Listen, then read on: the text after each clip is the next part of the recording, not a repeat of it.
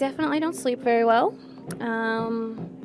There's definitely probably hours a day that, you're sitting at work and you're like, okay, gotta get home, feed the kids. What am I gonna make for them? Do I have the ingredients I need? If I don't have the ingredients, do I have enough money to go buy them? Do I need to come up with something else? And then, of course, the kids, if you have something else going on, it's like, when am I going to fit in the time to make the meal? And then the kids are always like, let's go to McDonald's. You have to say no. And then, constantly I find with myself where I have a side hustle, as I like to call it.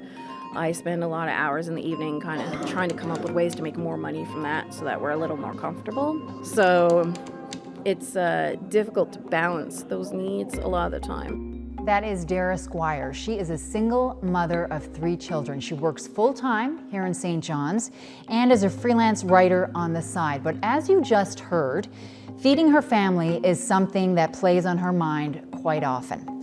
She's not alone. In fact, more people than ever before in Newfoundland and Labrador find themselves worried about how they'll put food on the table. Hi everyone, I'm Jane Adey and I'd like to welcome you to Fed Up, a discussion about food insecurity in Newfoundland and Labrador. This series is a collaboration between CBC N.L and Food First N.L, the province's not-for-profit organization that works to improve access to healthy, safe, and culturally appropriate food. Now, at one point, this province was the poster child for managing food insecurity. You only have to look back to 2011. Other provinces looked at what we were doing here. Today, we have the highest rates of food insecurity of any Canadian province. Over the next several months, we'll be facilitating conversations to look into why so many people are facing tough times. Tonight, we're talking about the group most likely to struggle, that's single parents. And we'll try to find some first steps towards solving the problem. Now, to help us do that this evening, we have Natasha Bader, coordinator at the St. John's Women's Centre, Ellie Jones, program director at Thrive. Thrive is a nonprofit organization that provides a number of different programs and services for vulnerable people in our community. We have Elaine Balsam, the Executive Director of the Single Parents Association of Newfoundland and Labrador, and Heather Bartlett, the Executive Director with Daybreak Parent-Child Centre, which is where we are tonight. And I'd also like to introduce my co-host for this evening, that's reporter Adam Walsh. Happy to have you here, Adam. Thanks, Jane. Adam, you've been doing a lot of work on this subject. Now, I guess before we get into the panel discussion, let's talk about the term food insecurity. What does that mean? Well, Jane, food insecurity is the struggle to afford food. Picture this, a table of food in front of me. I can't have access to it because I can't afford it. We're going to drill down into that issue tonight. But first, here's a video that explains just what food insecurity means. What is food insecurity? Food insecurity is a term used to describe the struggle to afford food. Poverty is the root cause. The less money a person has, the more likely they are to experience food insecurity. There are different kinds of food insecurity. Marginal food insecurity is when you worry food may run out before you have enough money to buy more. Moderate food insecurity means you buy less food or lower quality food to make ends meet. And then there's severe food insecurity. This is when you run out of food, skip meals, or go for days without eating. Children can feel many impacts of food insecurity throughout their lives. It affects their learning and behavior, and it also limits their opportunities to engage with their friends and community. People who experience food insecurity may face many health issues: diabetes, heart disease, and high blood pressure, to name a few. They also face high rates of anxiety, depression, and suicide. Okay, so we're clear on the definition of food insecurity. Thank you for that clip, Adam. Now, as I said, in this case of food insecurity, we're talking about single parents. Again, they're one of the most likely groups to experience food insecurity.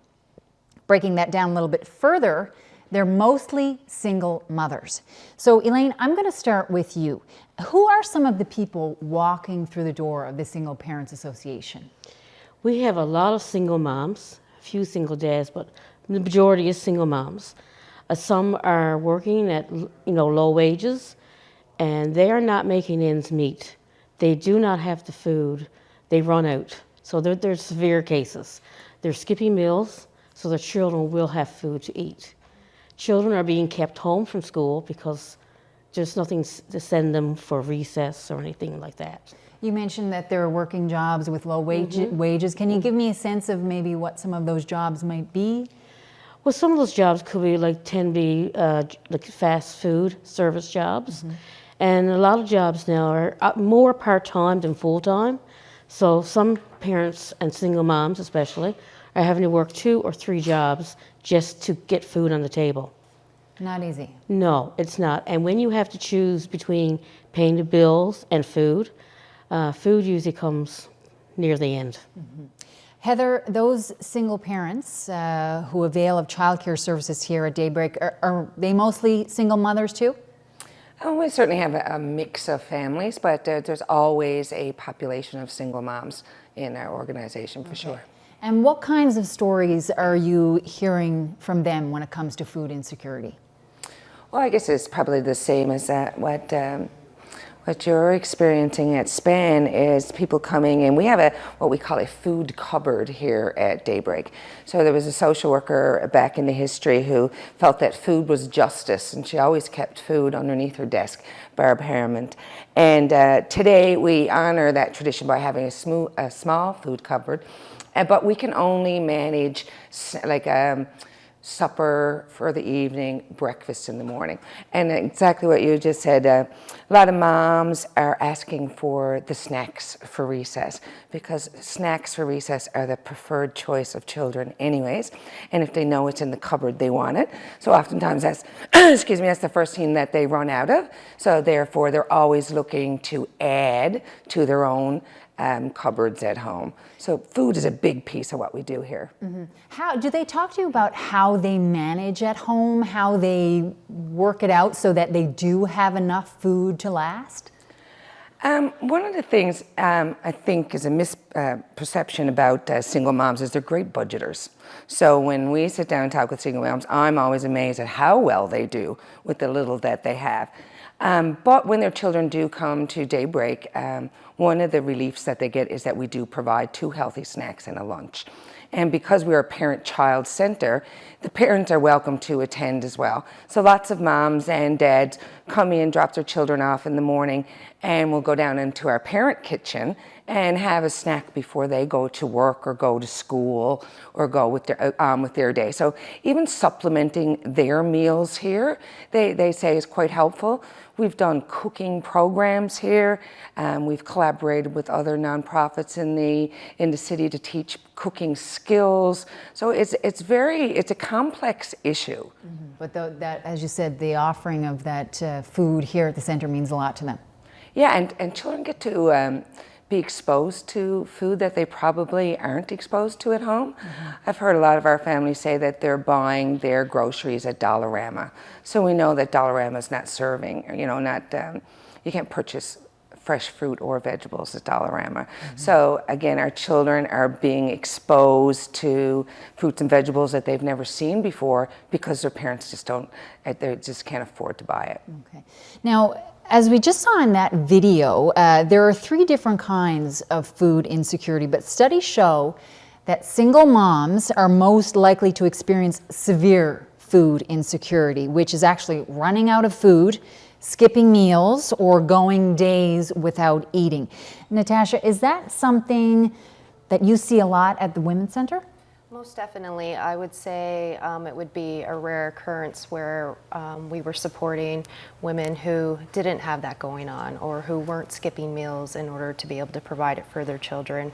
Across our programs, we ensure that we have either a snack or a full meal attached to each one of our programs, tea, coffee, so women can avail of a snack while they might be receiving counseling, and that might be the only thing that they've eaten in the last 2 weeks, because they're trying to provide the lunches for the school or for the children and for recess. So yeah, it definitely is a chronic issue for women that we serve at the Women's Center.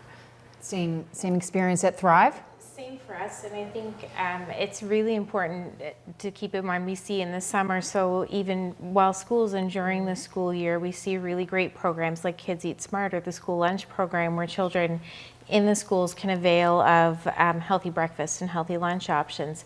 But once we get into those summer months where those programs are not operating for children, so the food demand actually increases for parents in the summer and for single parents in the summer, because we're sending kids to they might be fortunate enough to go to camp, but they don't have food to send with them to camp, a lunch or a snack, which means that often children miss out on really important community connections and development because they're not getting food to take to those camps. So often there might be subsidies, for example, for the camp, but not for food to take to the camp. And often, the reflex is kind of like, we'll go to the food bank.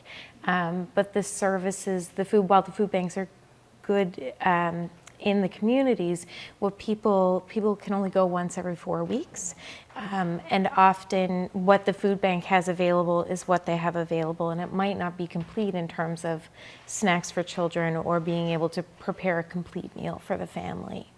How often would you say you are getting calls about food insecurity? Food insecurity is a daily issue within our organization. Daily? Daily, yeah. And are there more severe cases, or do you deal mostly with working moms as well? We would see a range within our organization. We also see single individuals as well who might not be parents. The interesting thing in those cases is that if you're a single person or a single adult experiencing food insecurity, the options within our community are much greater. There are lots of places where people can go to get a hot meal during the day, breakfast, lunch, and dinner. If you're a single parent, those options are restricted because often you cannot bring children to the community meals that are being offered. There's no place where a family can go and sit at a table and have those free kind of meals the way that other folks in the community would. We do see single parents who, if their children are at school during the day, may be able to access some of those meals, but it's not typically the case. So Yeah. it sounds like an ongoing struggle, isn't it, for these people? I'm going to go to Adam now. Adam, I guess one of the questions that's probably on a lot of people's minds right now as they're hearing this is, why is it that mainly single mothers are the ones who are struggling to put food on the table? Now, I understand that you spoke with an expert who has some insight into this. I did. I spoke with Valerie Tarasuk, and she's a professor in the Department of Nutritional Sciences at the University of Toronto. She's also a lead researcher in Canada on food insecurity. So that's why we spoke to her, to get the latest on that research. And basically, she points to the fact that a single-parent household means a one-income household. If we've got 2 adults, we've got 2 kicks at the can. So 2 people that could garner some income from employment or benefits or pensions or what have you. So a lone parent woman especially is disadvantaged because of the fact that they alone are the ones that have to bring in revenue. I mean, there's lots of studies showing that women in Canada on average make less than men. Employment is more difficult for them. They've also got to manage childcare, whereas 2 adults, maybe they can share that. Layered on to that, I think we've got issues that with more people in a household, there's more chance of people amassing assets. So, putting a down payment on a house, or, developing a savings account so that you've got a financial cushion if you fall into hard times. If you've got a lone parent woman trying to manage that situation, she's just less able to have had the opportunities to amass that financial cushion. And that was Valerie Tarasuk. Again, she's one of the lead researchers of food insecurity in the country. Now, I want to get your reaction to that interview. One of the things you heard Valerie mention there was childcare. So I'd like to focus in on that. Elaine, would you agree that the high cost of childcare is something that single parents struggle with in this province? Oh, definitely. I get calls constantly. We do. Childcare is very expensive in this province. Some people even delay returning to work till the children are in school because they're working a low-paying job, and they're paying to pay childcare, and they can't get ahead that way. Anyone else want to weigh in there? Natasha, you're nodding your head. Yeah, absolutely. I think we're second in the country for highest childcare rates. In my own experience, kids under the age of 5, if you have more than one child, you could be paying up to $10,000 in childcare costs a year, for 2 children to be taken care of during the day. But then, you might not have the income to be able to kind of, it's input versus output, you know what I mean, in terms of being able to find employment that'll be able to cover the costs of childcare, which for a lot of reasons, food insecurity is a big issue. I guess it goes back to what you were saying earlier, Heather, about single mothers being great budgeters. They have to find a way to pay for childcare and everything else. Yeah, and I think that we also need to be very cognizant of when we talk about childcare and affordable childcare, that we make sure that we continue to talk about quality childcare. Because, I'm not, I don't want to make, anybody who's taking their neighbor's children so that their friend can go to work. I'm not saying that that's not quality, because, a love for children is a great, is a skill that's in itself. But lots of moms will have to sacrifice the quality in order to get the childcare. And if you haven't got the quality and the consistent childcare, then that in itself makes employment difficult. If you can't rely upon your childcare provider, then again, you're going to be at work pretty stressed about how your child is doing. Ellie, same concerns from the moms you deal with? Yeah, and there's a systems perspective as well, I think, too, that like childcare, there's where childcare happens, but how do you get to where that childcare happens? So there's a piece around transportation. We do have a childcare subsidy that's available for people who are on low income to apply for, but the subsidy doesn't cover necessarily the cost of transportation to that childcare site. It doesn't often cover the full cost of the childcare either. So there's still a bill at the end of the month, which sometimes can be upwards of $400, even after that space has been subsidized for a parent. And again, you have to get there. And if you're looking at the cost of even a monthly bus pass for people, which is $75, or if you have to take taxis, and how long, if it's a bus route that could take a half hour, 45 minutes to transit your kids to the childcare, because even though there are many childcare options within the city, there are not a lot of spaces. And so the space that's available for your child might not be proximate to where you live. And all of that can add up to a really overwhelming experience for a parent who needs to get to work on time or needs to get to school on time for a class. So again, the cost of childcare, everything, cost of transportation, everything is chipping away at that amount of money that they have. I'm going to throw things over to Adam again now. He's standing by with someone who is very familiar with the issue of affordable childcare in the province. Adam? Thanks, Jane. I'm here with Danielle Douglas. Danielle is an organizer with Parents for Affordable Childcare in N.L. She's also the president of the Student Parent Association Resource Center at MUN. Good evening. Hi. Danielle, let's start with Parents for Affordable Childcare. Can you tell me what the organization is all about? Parents for Affordable Childcare Newfoundland and Labrador is a grassroots organization founded by Gillian Pearson, and it's to advocate for quality, affordable, and accessible childcare in Newfoundland and Labrador. Gillian and I met in a mom group, actually, and we decided to organize around the issue. Is any of what you're hearing this evening familiar to you when it comes to the link between affordable childcare and food insecurity? Absolutely. Childcare is a significant cost in the province. For me personally, it more than doubles the cost of my mortgage. And what's being shared amongst the members in our network is that a lot of individuals, most of which are women, cannot return to work because they cannot afford to work. They cannot afford the cost of childcare. So we're talking about a two-income household that is now being reduced to a one-income household. So families are now trying to operate on a shoestring budget. So certainly that is going to relate to food insecurity. Of course. I know you helped organize a federal all-party forum on childcare. Can you just tell us what came out of that? The positive result, which came out of that forum, was that all candidates that were present agreed that childcare policy is important for poverty reduction, for women's equality, and is necessary for a healthy economy. Where they differed was on the implementation. So some candidates felt that we need to be doing more investment in private industry to reduce rates. Other candidates completely disagreed and felt that we need to be looking to move towards a publicly funded supply side system. And we're going to get to the first steps towards solutions in a little bit tonight, but what are your thoughts on fixing the food insecurity issue in this province?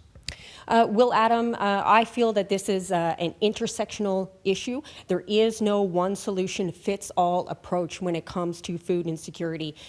Basically, it depends on the geographic location of Newfoundland and Labrador or the intended community that you're trying to address. So we need to ensure that we have solutions at the municipal, the regional, and the provincial level, and we need to make sure that those solutions are intersectional in nature and culturally appropriate. We know that in looking at Canada as a whole, Indigenous households are most likely to face food insecurity in comparison to non-Indigenous households. So procurement is certainly a factor there. Water source contamination is a factor there, and changing or alteration of traditional food sources is a factor there. Transportation in the province is a problem not only for rural Newfoundland and Labrador, but also for the metro. So for communities that rely on fly-in shipment, weather can have a significant impact, driving up costs or impacting just logistical access.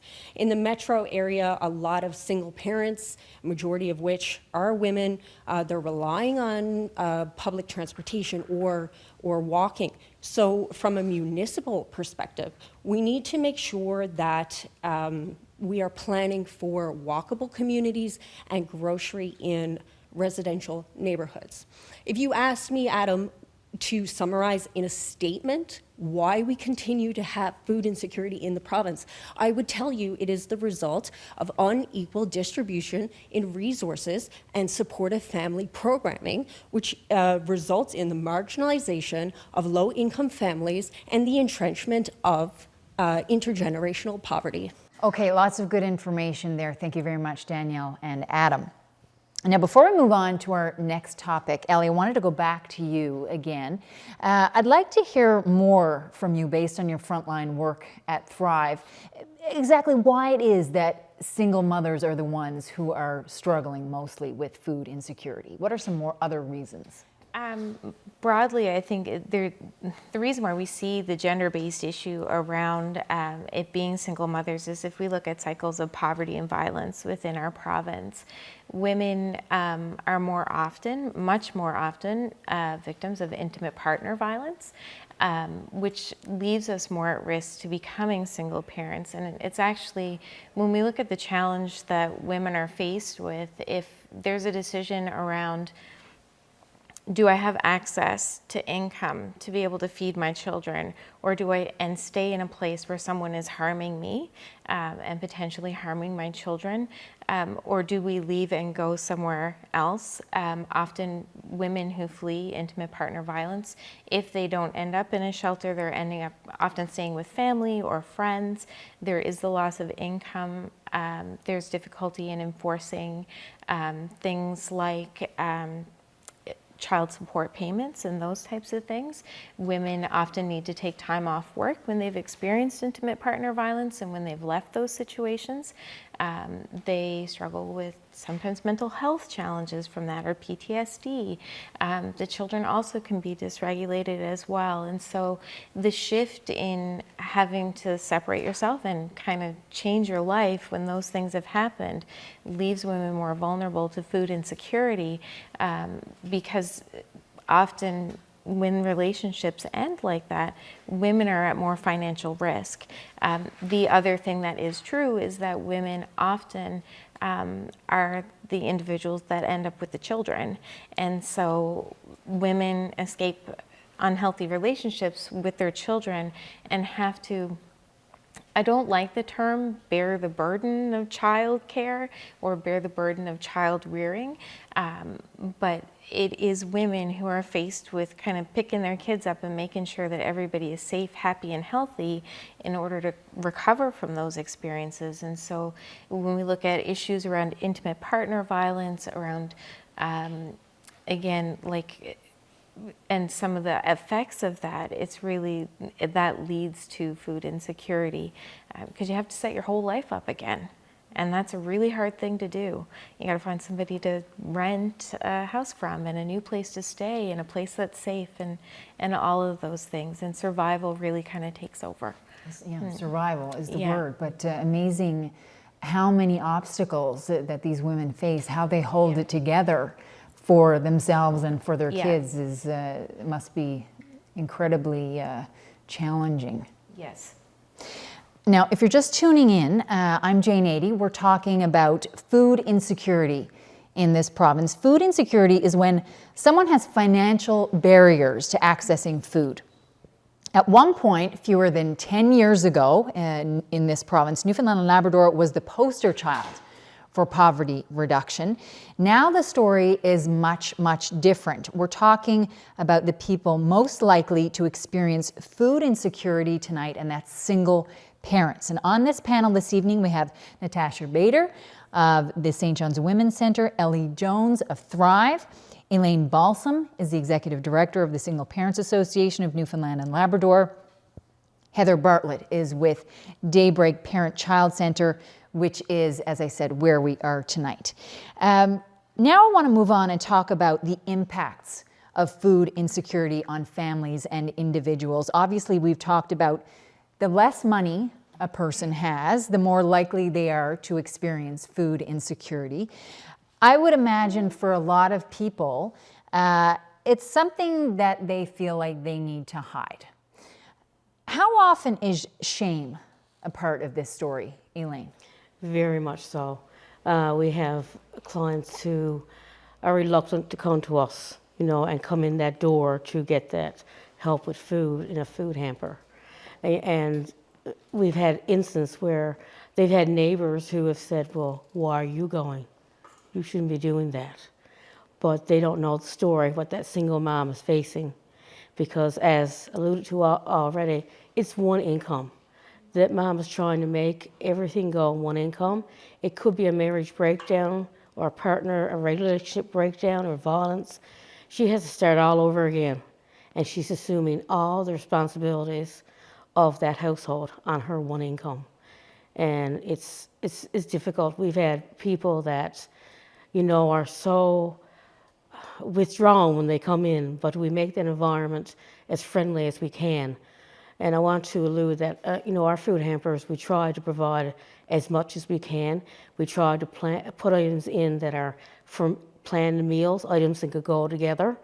We often sometimes we don't have the milk and the dairy products, but I will put in food gift cards so the parents can go and buy that. And, we give enough about our hampers going out are anywhere from $200 to $300 worth of food. So we're giving enough for about 2 weeks. And we do emergency hampers in between. And we get lots of those calls that people are not making, food can't last. And unfortunately, that's a very real case. But shame, and shame, the children feel that too, They go to school, and if they don't have certain items for recess, or certain items, it's bullying, it's being teased by your classmates and so on. So shame is a big part of it. Natasha, you hear those stories a lot, parents who just They don't want to talk about it. They don't want to draw attention to it. Maybe for the sake of their kids. They don't want their kids to be embarrassed. Do you hear that a lot? I do. You know, I always hear that St. John's is a small town and everyone has, you know, cousins or aunties, know somebody of somebody, right? And they don't want to be pointed out or have to tell their story because there is a lot of stigma attached, or, you know, there's assumptions in place about addictions, or, you know, maybe they smoke or something like that. Just a lot of judgments put onto the person, so they don't want to come forward and say, you know, I need support in terms of being able to get food to provide it for my children and for myself too, right? Because food is our fuel. Mm-hmm. Do you hear that too, Heather? Judgment from other people in these single mothers in their lives, people judging them for the situation that they're in? Oh, absolutely, and obviously, you know, that's a lack of understanding. Big thing that we do at Daybreak is we have a Healthy Baby Club, and so the Healthy Baby Club helps moms during pregnancy, during prenatal care, giving them gift certificates to buy nutritional food. But one of the greatest shames that is shameful is when baby is born and the expectation and the pressure is put on moms to breastfeed. And we know that if you're stressed and malnourished yourself, then your breast milk isn't going to come in. It's not going to provide enough milk for your baby. And formula is really expensive, right? I mean, I remember my own mother talking about breastfeeding in the 60s, and my mother wouldn't breastfeed because only poor people breastfed. Right? So now it's turned to now it's why aren't you breastfeeding? And if you don't breastfeed, why aren't you? Just on that subject of shame and embarrassment and judging, let's hear what Dara Squires has to say. She's that single working mom of 3 children that we heard from earlier on. So I won't buy new clothes, but sometimes if I have a little bit extra money, I may go get a latte from Starbucks or something. You give yourself a little luxury every now and then to make up for it. I always find that helps in a way, or you know, sometimes I'll buy a new book instead of going to the library, and I feel very luxurious and wasteful. But you know, I think sometimes people look at families that are struggling and are like, well, you know, if they're struggling, why are they doing this thing? But often that's the thing that's keeping them sane. You know, I never judge a parent who smokes or has a drink on a Friday night or something like that, because there are so many things you don't see that they're giving up, that those little luxuries is what's keeping them on this planet, basically. Reaction to what she had to say there? Anyone? I think when I hear her talking, because I think one of the things that we hear from lots of young moms is around the idea that I should be buying organic, I should be buying you know, all fresh fruit and all fresh vegetables, which if you have access to that, that is great. But when you feel that you're not doing it right if you don't do that, and you're listening to that's what you're meant to be feeding your kids, and what you're able to purchase is not that. It is, maybe it is craft dinner. I think we were talking today actually at work, because craft dinner was on sale for $1 at Sobeys, and it was a really big deal for lots of people.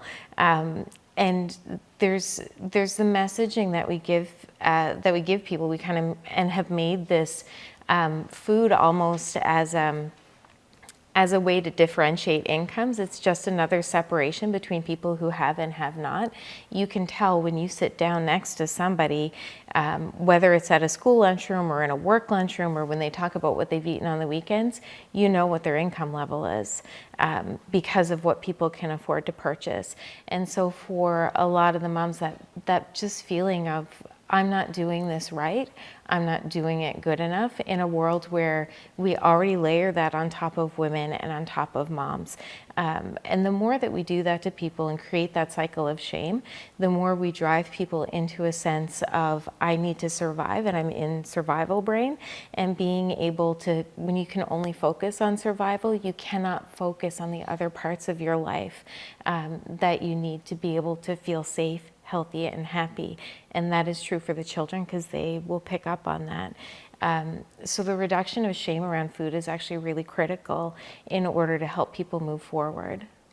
Anyone else want to react to what Dara had to say in that clip? There's a lot of misjudging of single parents and wondering why. Well, why are they smoking, or why are they having that drink or on the weekend, or why are they going downtown, when they should be using that money for something else? Well, you don't know what they've given up during that week or those 2 weeks. And unless you've lived in that type of a situation, it's not fair to make those judgments because it's a very difficult life. And they need some escape, something to give them a little bit of sanity, I guess, to the situation. Back to something that we saw earlier in the video at the beginning of the night. We know from research that there is a link between food insecurity and illness. Now, not the case for everyone, but oftentimes there's an impact on physical and mental health. Ellie, can you speak to that? The stress, you alluded to it a little bit, in what you've already said, but the mental impacts for people who cannot afford food, what happens? So when we know that people are living with food insecurity, we also know that if you're not able to afford food, you're living on a pretty tight budget and life is generally stressful. What that creates for people is a situation of what is termed toxic stress. When people experience toxic stress, it's long-term ongoing stress where, as I said before, people are sitting in survival brain. You're in constant what we call fight or flight mode. Am I going to be okay? And kind of ready to save yourself. What happens when someone is in survival brain and living in toxic stress is that we're flooded by cortisol hormones as well as a whole bunch of other things. And consistent stress in our lives increases the risk for mental health issues such as anxiety, such as depression.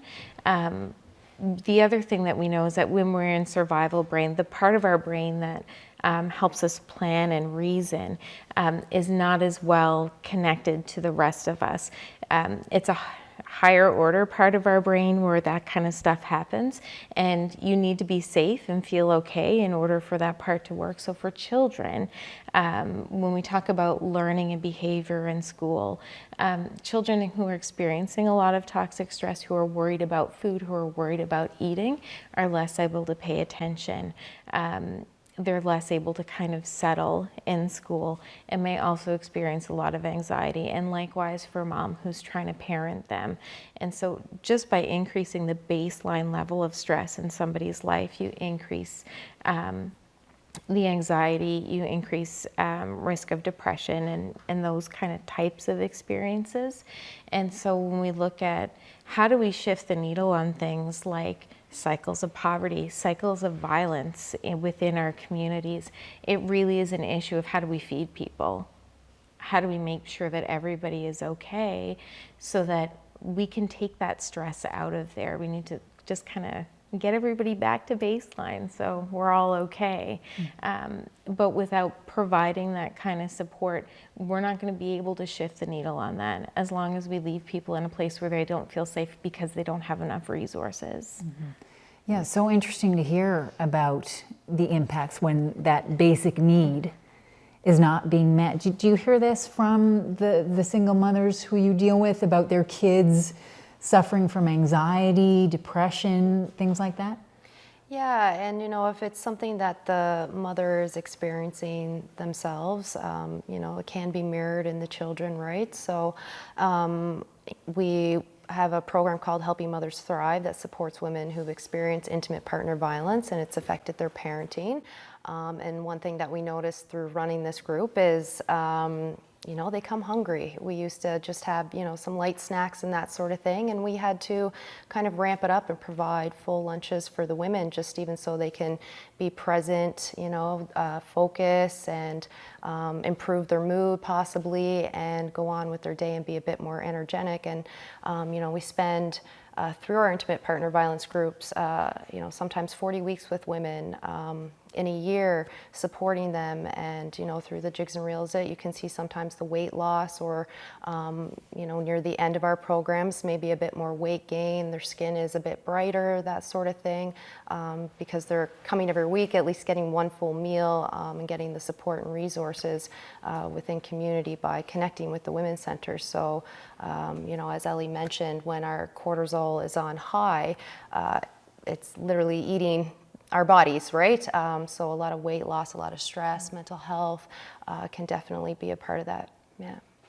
Anything you'd like to add here, Heather or Elaine, about the impacts that going without secure food can have on people and their kids? Well, we see children come to school here every day hungry. And with us, however, that's okay. We tell moms, it's okay, don't rush to, because again, that shame, I can't send my child to school hungry. And we say, it's okay. It's, bring them in, because there's snacks on the table as soon as we arrive. And the real comfort of the smell of food. So when you walk in the center in the morning and you walk through this gym, there's always a smell of food. And food is comfort. And providing food and allowing people that opportunity just to let someone take care of them is oftentimes the best support that we can give some of our moms, is just that, it's okay, the kids are going to be fed, whatever the kids are being fed, we often make a bigger portion, and then the food comes down to the parent kitchen at lunchtime. So when the parents are finished, the parenting groups, they can come down and have a snack before they go home. So it's a relief. They must feel absolutely. Such relief for that one day, not to have to struggle so hard. Okay, I'd like to look now at the bigger picture here. As we've mentioned, Newfoundland and Labrador was known as the poster child for managing food insecurity just a few years ago. We were the model for poverty reduction.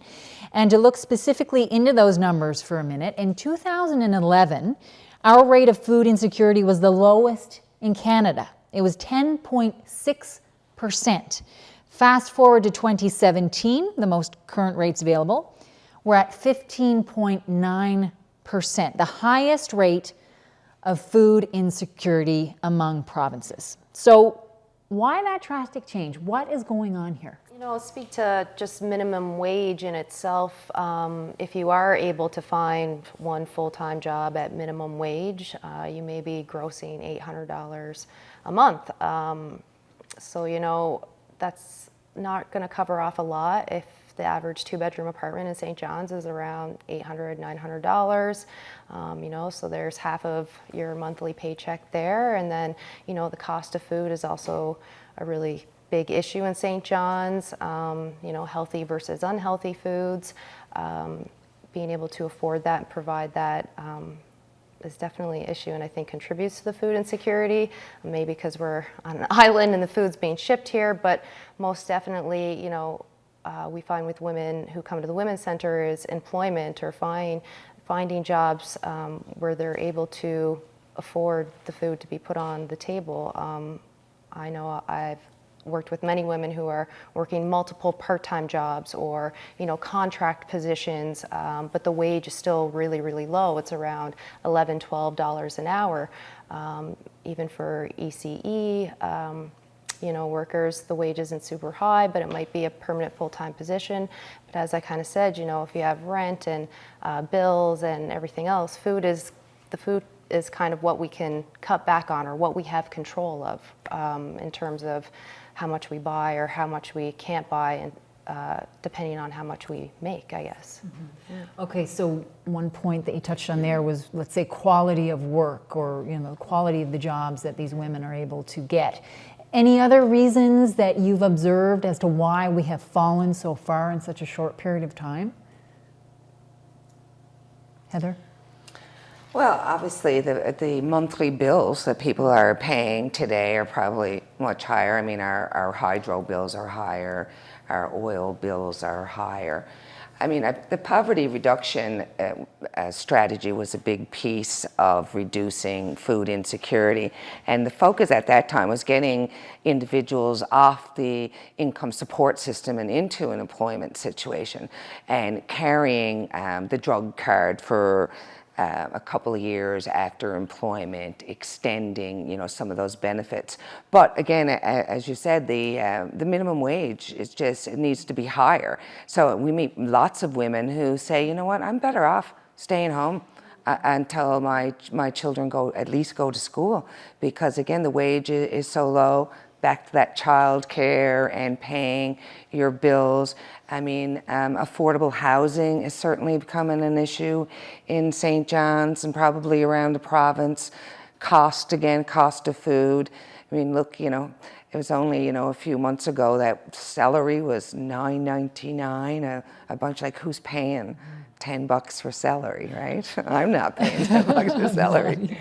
But when we look at the budgets in the last several years, since the poverty reduction strategy ended, there's still quite a bit of money, millions in fact, that has gone towards poverty reduction. So what's happening? Any insight? Ellie? I think there's the part of the way in which where the money gets directed to, in terms of siloing into departments or into programs as opposed to addressing what the true underlying issues are.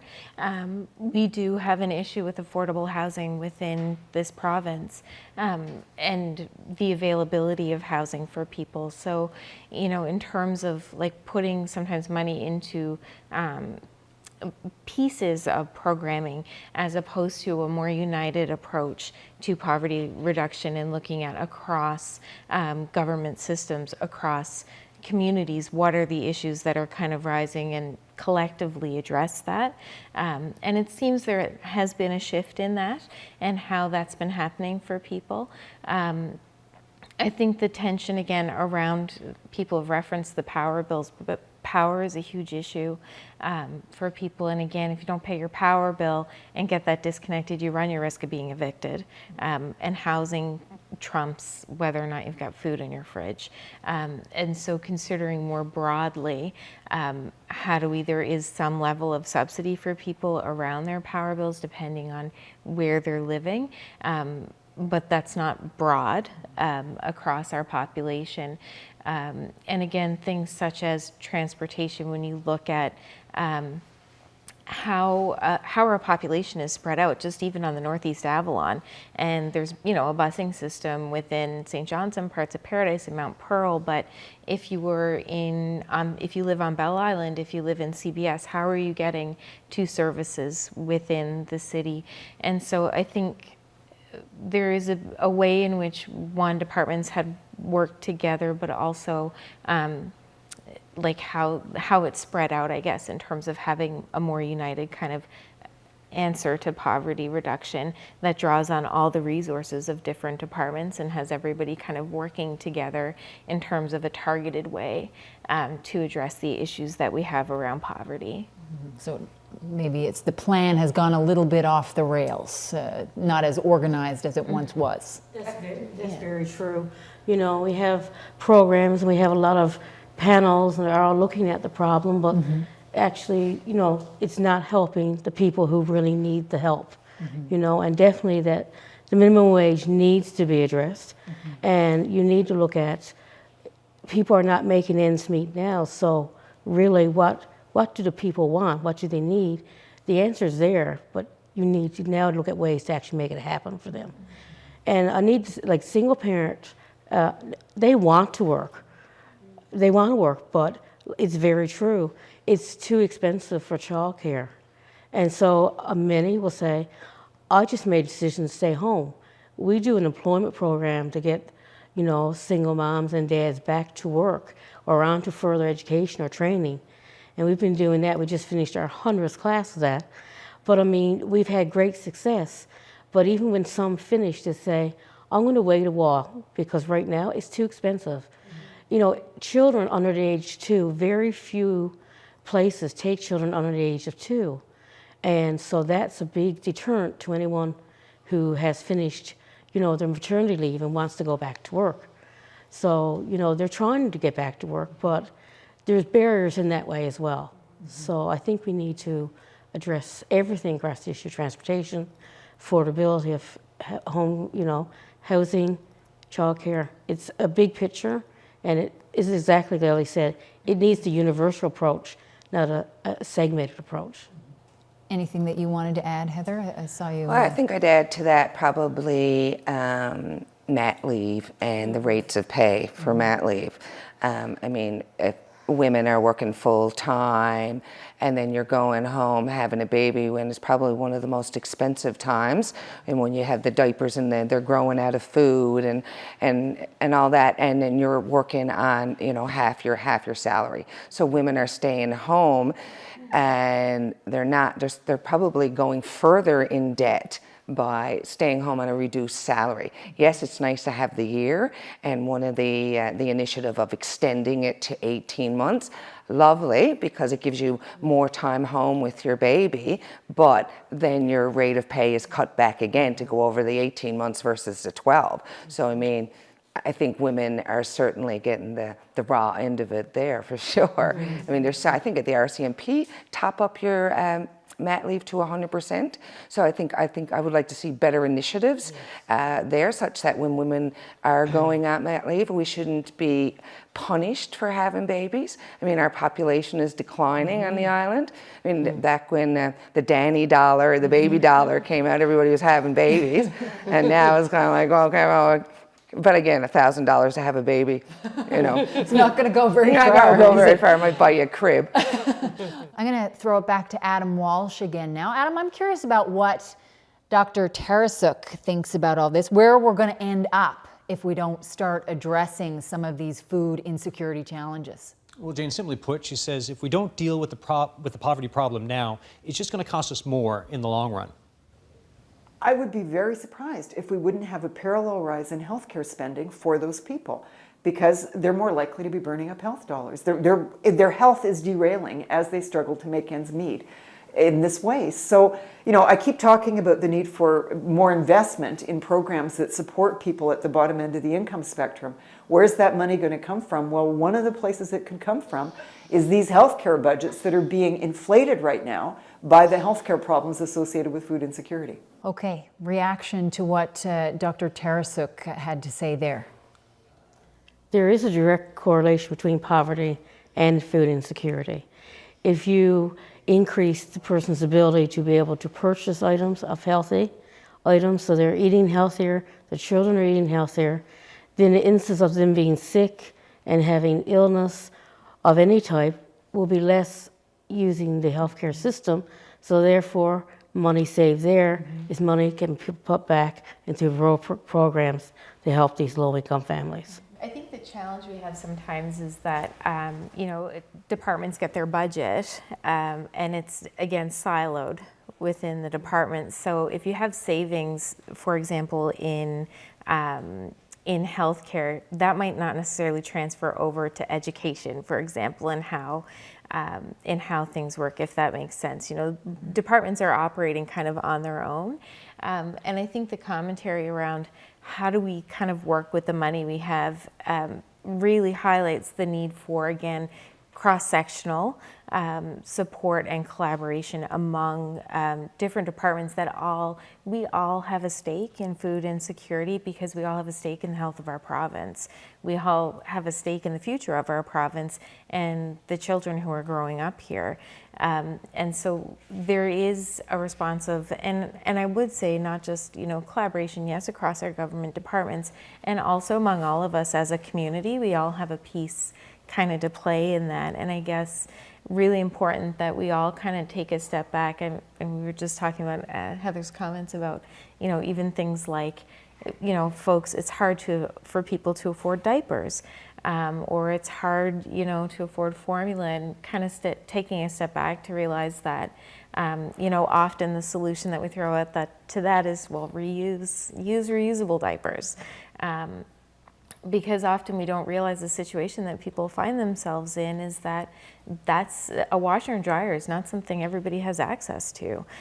People have to go to the laundromats and pay for it. Or again, when we talk about things like food storage, the solution is, just buy more when it's on sale, but people don't have a freezer or a deep freeze. And so there's these kind of micro problems or misunderstandings that we have about food insecurity in the lives that people are living, and those are kind of the community-based stuff, these kind of conversations and dialogues that we can all have around how do we kind of make this a collective issue that we all have a piece to kind of play to help solve it.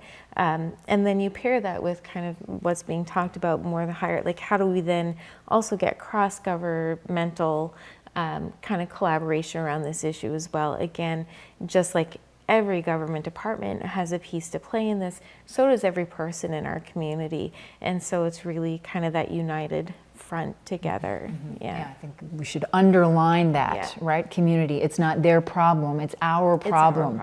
A rising tide floats all boats. We will all benefit from solutions in this area. All right, so we're nearing the end of this evening's discussion on food insecurity among single parents here in this province. A lot to digest, but hopefully from this conversation, there's a better understanding of what some of the people in our community are facing. But we can't have this conversation without talking about possible first steps forward towards solutions. So in just a minute, I'll get panelists' thoughts on that. But first, I'm going to check in with Adam Walsh again, one last time.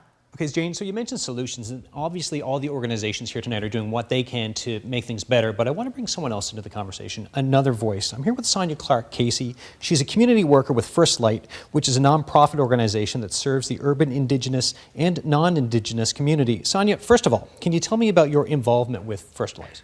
Sure. I'm a social worker at First Light Friendship Center, and so I do a lot of support work in our emergency housing shelter and also with clients who are involved in the criminal justice system as well, both in reach and outreach. What are some of the issues you see when it comes to food insecurity?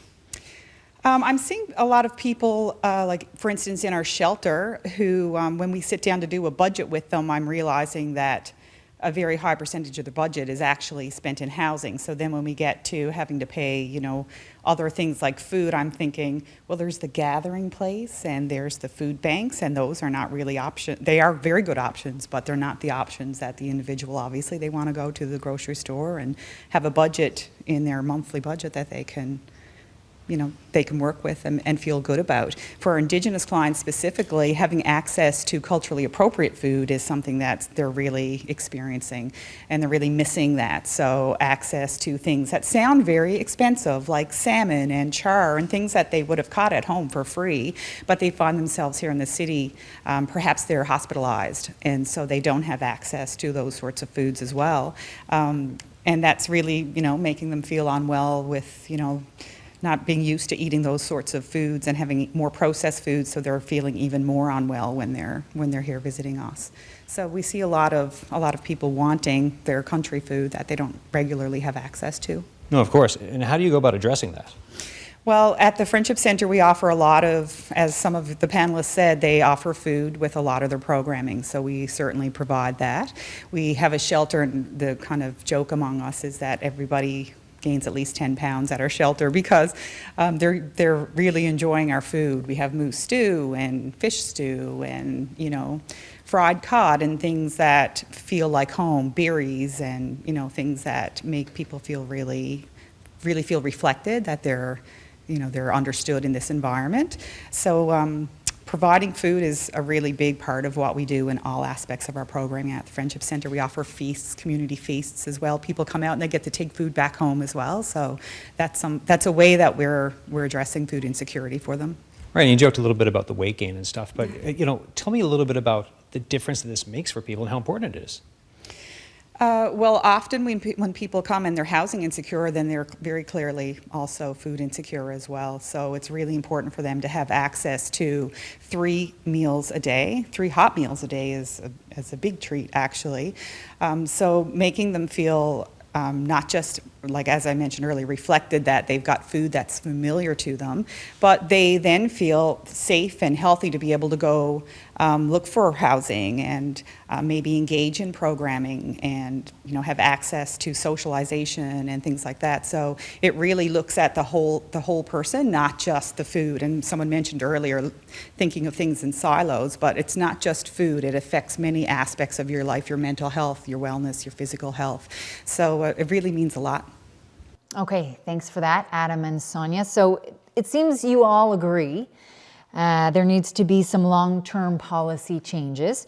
What I'd like to talk about now are first steps from each of you towards a goal of getting back to a better place for everyone in terms of food security. Maybe we'll start with you, Natasha. Sure. The first thing that comes to mind for me is, having a look at that minimum wage and trying to make it worthwhile for people to go to work and get a reasonable income, so food insecurity isn't an issue. I think there's an assumption or a bias around that, it might be people on social assistance who struggle with food insecurity, where, in fact, it's people in general making minimum wage who struggle with food insecurity as well. Yeah. Mm-hmm. Elaine, your first steps? Oh yes, for sure. Exactly what she said, but as well, I think we need to engage to make people awareness. It's everyone's problem. It's not just problems of a single parent, because once we get everyone on board, community on board, this will help everyone in the long run. It would lower costs of some of our services and programs. And I think we need to look at, is there some way to reduce the cost of getting food to, like the island, for example, that we make it cheaper even to purchase in the stores or whatnot. Okay, so staying with first steps, I'm curious about what Dara Squires, that single mother who we heard from earlier this evening, I wonder what she would like to see happen. In terms of food itself, it's so expensive, and I don't know why it's so expensive here now. A lot of it isn't taxed. It's not the tax that's doing it. It's just the price of it just keeps going up and up and up. And the income isn't going up with it. Our tax reductions are not going up with it. There's no sort of impetus for a working family to be able to afford more this year than they did last year in terms of food. There's no tax credits. There's no one that you can go to as a parent, and say, like, I need some kind of food credit this month or something like that. There's no kind of stamps program or anything. And so you have to make a lot of choices individually. And it feels like there's just not that community support all the time. And so again, that was Dara Squires, a single mother of 3 who works full-time but still struggles. Okay, Heather, over to you now for what you'd like to see as some first steps towards solutions. Well, I like her idea of finding some way to supplement better food choices for children.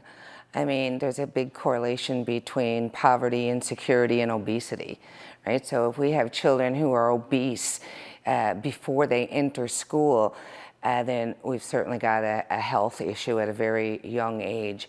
I think that we need, again, that education piece, and we need to find ways to help families start their children off eating right away good food. Because if you can't, if your child is eating a high sugar content, high wheat content, and then we're not building on a future of good eating. You can't, children aren't gonna pick fresh food and fresh fruit if they've never had any. Good foundation is what you're looking for. To find a way to help single moms or low-income families access the best food for their children. Okay, Ellie, last word to you. What are your ideas for first steps towards solutions? I think, looking at very broad those issues around, as Natasha referenced, minimum wage, but also affordable housing, and welcoming affordable housing into our neighborhoods. that affordable housing can happen anywhere in any community, and for us to be creative around what does safe and affordable housing look like for families, as well as we referenced, sometimes people, when they find themselves as a lone parent, end up on income support for very many reasons. And the reality is our income support rates are not high enough to help support families, even when they're getting the child tax benefit. The rates often leave people very short. By the time they pay their power bill, pay their rent, there's really very little left at the end of the month. So looking at how do we kind of right-size those rates for families a little bit as well, and kind of address some of those broader policy issues. And I think from a community perspective, what I would say is that if you notice somebody has maybe got something in their cart that is not as healthy, get curious, not judgy about what's going on there, what's happening for that parent. You know, what's the reason that, you know, people might be purchasing what they have, or what's the reason? And I think if we can get to a place where we're all getting curious about what's the reason that this is an issue in our community, as a community, we're going to start to find the answers to be able to support single parents in terms of food insecurity. So it's really about that. Let's sit in a place of wondering why and how can we help, instead of that shouldn't be. Okay, so curiousness, and that leads to awareness, which is part of what we have tried to do here tonight. And that's going to do it for our talk this evening on food insecurity. It's just the first of 4 conversations we'll be having over the next several months on our growing concern about food insecurity in the province. We're going to be looking into issues facing rural communities, Indigenous communities, and new Canadians. So I want to say a very big thank you to all of our panelists. I really value everything that you contributed to this conversation here tonight. Thanks to all of you for tuning in and creating awareness about this issue. Thanks to Food First N.L. for helping facilitate this conversation, and to Daybreak Parent-Child Center for providing the space. Thanks to all involved, from CBC N.L., Daryl Murphy, Ted Dillon, Gary Locke, Mark Cumby, Amy Joy, Christina Mayo, and Victoria King. I'm Jane Ady. We'll see you again.